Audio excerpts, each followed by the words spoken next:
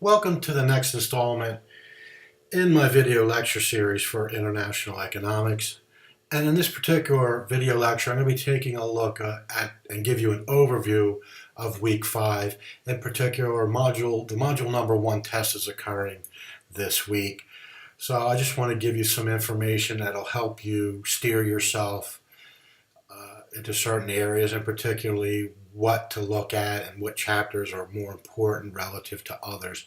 So you're going to have 2 attempts on this, and remember that the highest score counts. There are 65 questions, and there you see the distribution of questions. As you can see, it is heavily weighted towards chapters 3, 4, 5, and 6.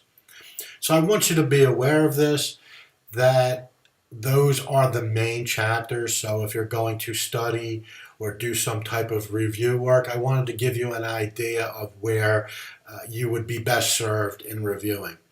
So from this, you could see that if you spent your time reviewing for chapters 3, 4, 5, and 6, that'll cover the vast majority of the test.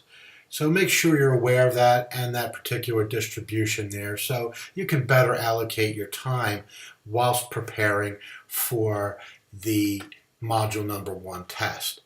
Also, I want to give you a little bit of advice on how to approach this, and I'm going to break people into 2 different categories. People who are comfortable with how they're performing in the course to this point, and people who are uncomfortable, and give you a little bit of an idea of how you might want to approach preparing for the module number 1 test. So if you are comfortable, that means you feel okay about how you're performing, you're satisfied with your performance to this point, I would recommend that you just go ahead and actually take the test. You have 2 attempts at it, so you can take the test, and you know that you're going to have another opportunity with it. Once you complete that first attempt, make sure you review the questions that you got wrong. And you can use that question help drop-down menu in that review process. So remember, with the tests, this question help drop-down menu is not available while you're taking the test. But when you go to review questions, it's available. So you can bring up, and let me actually bring that up for you. Here's a portion of it right there. So you can use the question help. Obviously, if it's an involved problem, you can use the help me solve this.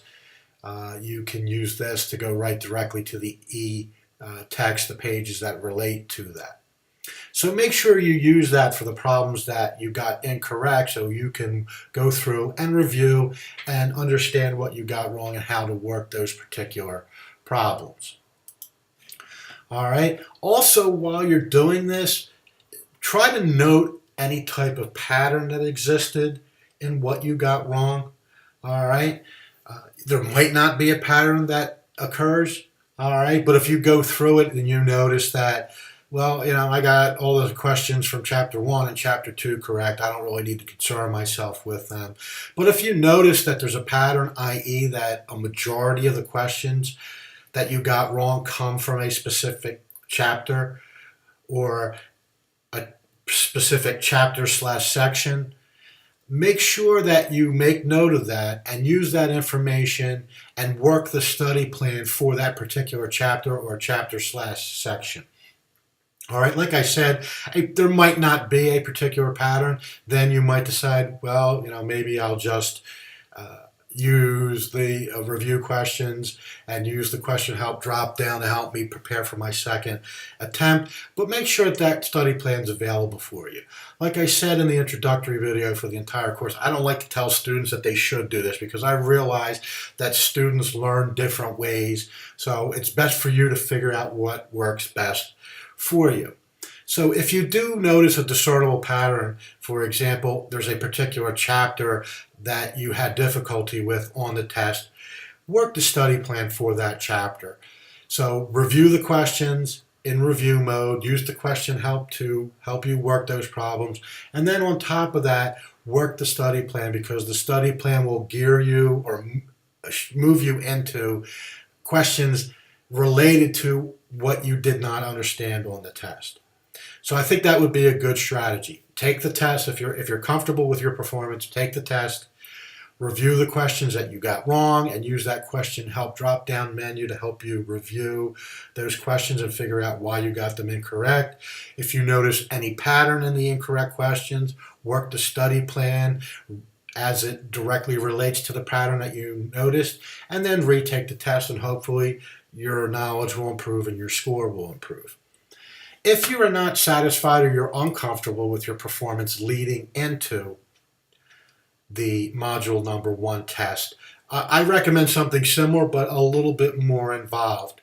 That from your previous homeworks and quizzes, what you should really do, and I will tell you this at the beginning of the semester, as I said in other videos, that you should make a note of any chapter or section in a particular chapter that gave you difficulty on the homeworks and the quizzes. All right, so while you were working through the previous 4 weeks, you should already know, well, you know what, Chapter 3, I had a problem with, especially Section 3 and Chapter 3. Make a note of that so you know that you can work that on the study plan moving forward.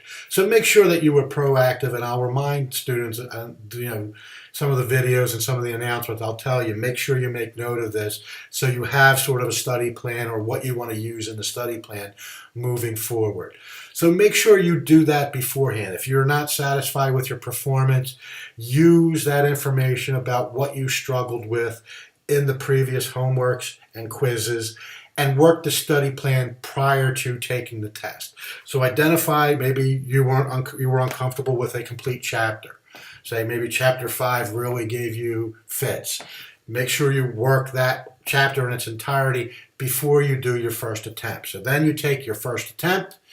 After your first attempt, it's the same as the instructions I gave for the people who are comfortable. Review the questions you got wrong. Use the items in that drop-down menu, the question help menu, to work on those questions you got correct.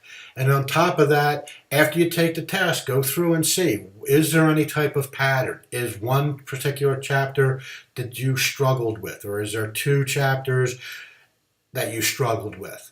And identify which specific section in that chapter were the most problematic for you, and work the study plan for those chapters/sections. So after you take your first attempt, use that review mode to go over the questions you got wrong.